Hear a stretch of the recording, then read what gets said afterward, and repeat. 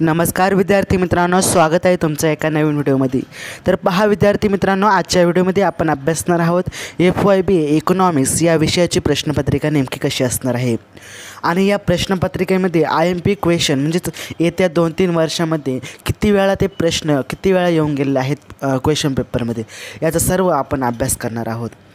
परंतु विद्यार्थी मित्रांनो, आपण जर या चॅनलवरती नवीन असाल तर नक्कीच चॅनल सबस्क्राइब करा, व्हिडिओला लाईक करा आणि जास्त जास्त शेअर करण्याचा प्रयत्न करा। तर चला व्हिडिओला सुरू करूयात।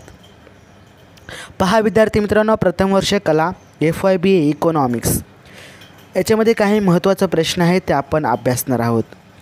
तर पहिला जो प्रश्न आहे विद्यार्थी मित्रांनो, पहिला प्रश्न आहे 16 मार्कासाठी असणार आहे आणि पहिला प्रश्न खालील प्रश्नांची 1 किंवा 2 वाक्यात उत्तरे लिहा। याच्यामध्ये कोणते कोणते प्रश्न अति महत्त्वाचे आहेत ते आपण पाहणार आहोत। पहिला आहे सेवा क्षेत्र म्हणजे काय, ई कॉमर्स म्हणजे काय, बँकेची व्याख्या कोणती आहे ते सांगा, भारतातील पेमेंट बँकची व्याख्या सांगा, पेमेंट बँक म्हणजे काय, आर्थिक विषमता म्हणजे काय, छुपी बेरोजगारी म्हणजे काय आणि सापेक्ष दारिद्र्य म्हणजे काय। म्हणजे विद्यार्थी मित्रांनो, या पहिल्या प्रश्नामध्ये सर्वच व्याख्या आहेत त्या व्याख्या पहिल्या प्रश्नामध्ये विचारल्या जातील। त्यामुळे पहिल्या प्रश्नांचे जे काही तुम्हाला 8 प्रश्न आहेत ते 8 प्रश्न व्यवस्थित करून ठेवा, जेणेकरून तुम्हाला चांगल्या प्रकारे मार्क पडतील। तर चला प्रश्न क्रमांक 2 अभ्यासूयात। प्रश्न क्रमांक 2 आहे थोडक्यात उत्तरे लिहा। हा देखील 16 मार्कासाठी असणार आहे विद्यार्थी मित्रांनो।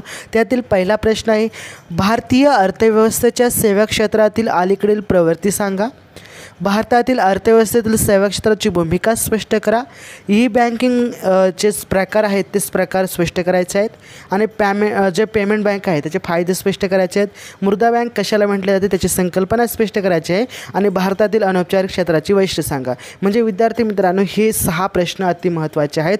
प्रश्न क्रमांक 2 मध्ये थोडक्यात उत्तर लिहा। हा देखील 16 मार्कासाठी आहे आणि हे देखील तुम्ही ॲक्युरेट करून ठेवा, म्हणजे प्रश्न क्रमांक 2 आणि प्रश्न क्रमांक 2 हा तुम्हाला सोपा जाईल, जेणेकरून तुम्हाला चांगले मार्क देखील पडतील। 100% हेच प्रश्न येणार आहेत विद्यार्थी मित्रांनो।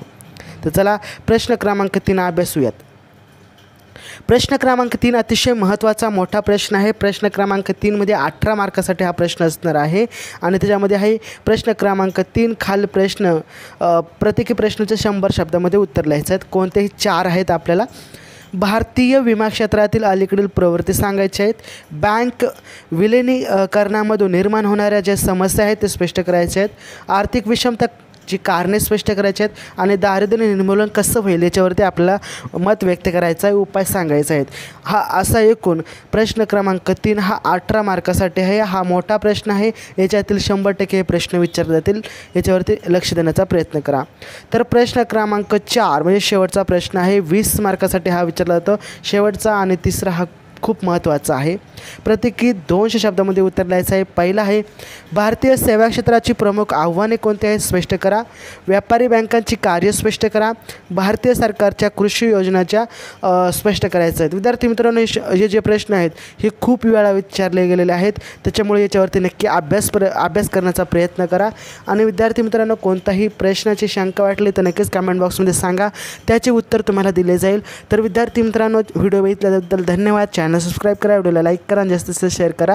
तर चला आपण भेटूया पुढच्या व्हिडिओमध्ये। तोपर्यंत जय हिंद, जय महाराष्ट्र, वंदे मातरम।